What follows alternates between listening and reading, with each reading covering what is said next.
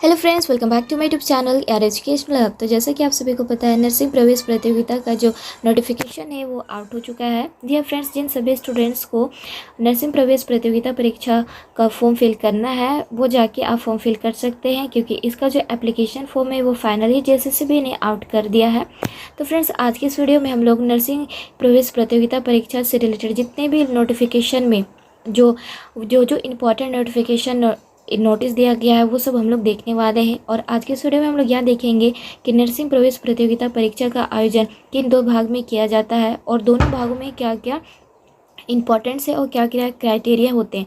और आज के इस वीडियो में हम लोग देखेंगे कि इसका फ़ी क्राइटेरिया क्या होंगे और इसका जो एलिजिबिलिटी क्राइटेरिया है वो सब क्या होंगे। ठीक है, तो आज के इस वीडियो में हम लोग बहुत ही इंपॉर्टेंट नोटिफिकेशन डिस्कस करने वाले हैं जो ऑफिशियल है जेसीबी की तरफ से। ठीक है, तो फिर से आपको मैं बता दूं कि जिन स्टूडेंट्स को नर्सिंग प्रवेश प्रतियोगिता परीक्षा का फॉर्म फिल करना है, प्लीज़ आप जाके फॉर्म फिल कर सकते हैं। ठीक है, और इससे रिगार्डिंग जो भी इंपॉर्टेंट्स अपडेट होंगे वो आपको हमारे इस चैनल पर मिलते रहेंगे। तो चैनल को सब्सक्राइब करना बिल्कुल मत भूलिएगा, जिससे कि आपको लेटेस्ट नोटिफिकेशन आपको मिलती रहे। तो चलिए स्टार्ट करते हैं कि आखिर नोटिफिकेशन में क्या क्या दिया गया है जेसीसीबी की तरफ से नर्सिंग प्रवेश प्रतियोगिता के लिए। ठीक है, तो जैसे आप यहाँ पे आप डेट देख सकते हैं 1/11/2021 का है। ठीक है, या जो जेसीसीबी की तरफ से जो नोटिफिकेशन आउट हुआ है झारखंड कंबाइन यानी नर्सिंग प्रवेश प्रतियोगिता के लिए, यह आपका 1/11/2021 को आउट हुआ था। तो जैसे कि आप यहाँ पे देख सकते हैं, हम लोग पूरे डिटेल से यहाँ पे बात करने वाले हैं कि नर्सिंग प्रवेश जो परीक्षा है वो कितने भाग में होते हैं और हर एक भाग में क्या क्या क्राइटेरिया है, एलिजिबिलिटी क्राइटेरिया, क्या क्या इंपॉर्टेंट डॉक्यूमेंट्स लगेंगे, फॉर्म फिल करते टाइम आपको किन किन बातों का ध्यान रखना है, वो सारा चीज़ हम लोग आज के वीडियो में देखने वाले। तो चलिए स्टार्ट करते हैं। सबसे पहले आप यहाँ पे देख सकते हैं 25/10/2021 के आलोक में शैक्षणिक वर्ष 2021 से 2022 में सरकारी जीएनएम स्कूलों के जीएनएम तथा सरकारी एएनएम ट्रेनिंग सेंटरों के एएनएम पाठ्यक्रमों में नामांकन हेतु इच्छुक महिला आवेदकों से, यानी जो जीएनएम और एएनएम का जो एग्ज़ाम होता है ओनली महिलाएं के लिए होती है या केवल नर्सिंग ओनली महिलाओं के लिए है। ठीक है, यानी आप ओनली गर्ल्स के लिए। ठीक है, जो जो इच्छुक हैं नर्सिंग प्रवेश में फॉर्म फिल करने के, इनका एग्ज़ाम देने के लिए, तो आप इसका फॉर्म फिल कर सकते हैं क्योंकि आउट हो चुका है। ठीक है, तो यहाँ पे प्रवेश अवधि क्या है। ठीक है, यानी आपका मैक्सिमम जो पाठ्यक्रम अवधि है इसका कितना साल तक चलेगा। ठीक है, तो यहाँ पे आप देख सकते हैं एएनएम पाठ्यक्रम आपका लगभग 2 वर्ष का होगा और जीएनएम पाठ्यक्रम आपका 3 वर्ष का होगा।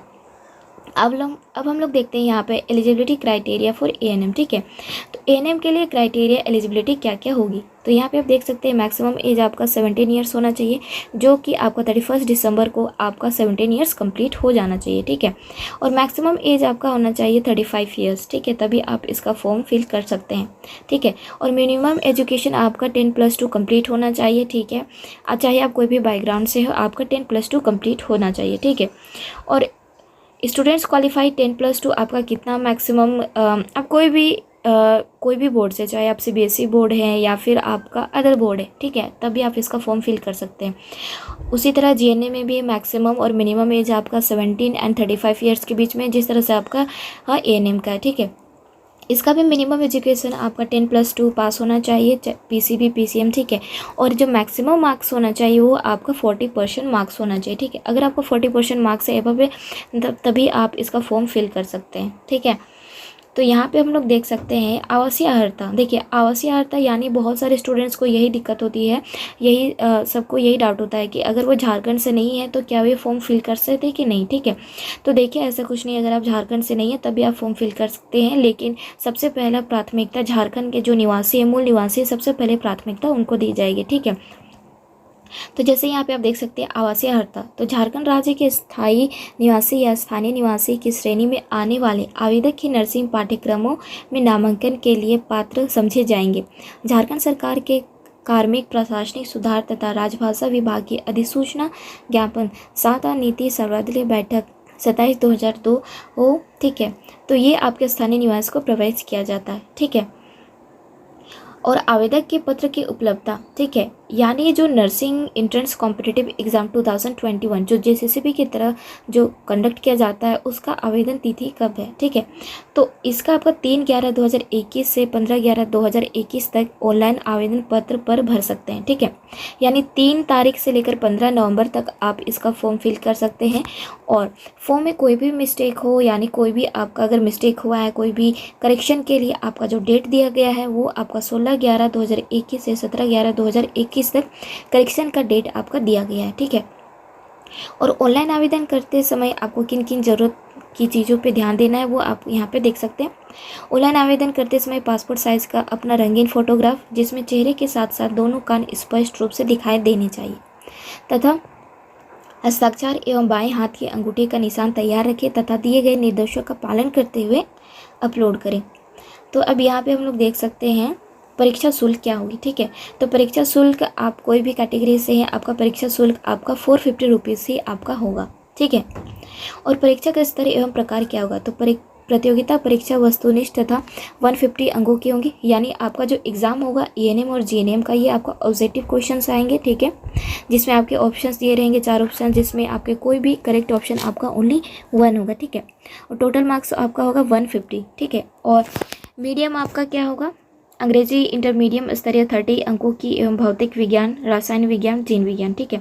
गणित मैट्रिक स्तरीय प्रत्येक 30 अंकों की होंगी। सभी विषय अंग्रेजी को छोड़कर के प्रश्न पर अंग्रेजी एवं हिंदी में उपलब्ध रहेंगे। यानी जिन स्टूडेंट्स मीडियम अगर आपका इंग्लिश है तो इंग्लिश में होगा, अगर आपका हिंदी है तो हिंदी में, वो आप पे डिपेंड करता है।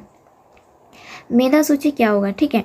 तो मेधा सूची का निर्माण विभिन्न विषयों में प्राप्तांक के आधार पर किया जाएगा। 2 या 2 से अधिक अभ्यर्थियों के प्राप्तांक समान होने की स्थिति में जीव विज्ञान में अधिक प्राप्त करने वाली प्राथमिकता दी जाएगी।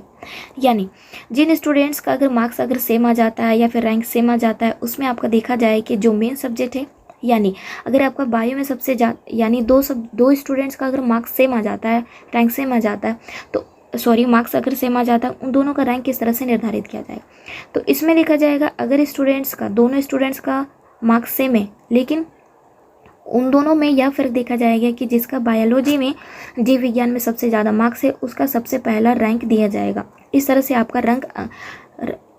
आपको रैंक दिया जाएगा, ठीक है। तो सबसे पहले आपको जीव विज्ञान यानी बायोलॉजी ही को ही देखा जाएगा, उसको आपको ज़्यादा प्राथमिकता दी जाएगी, ठीक है।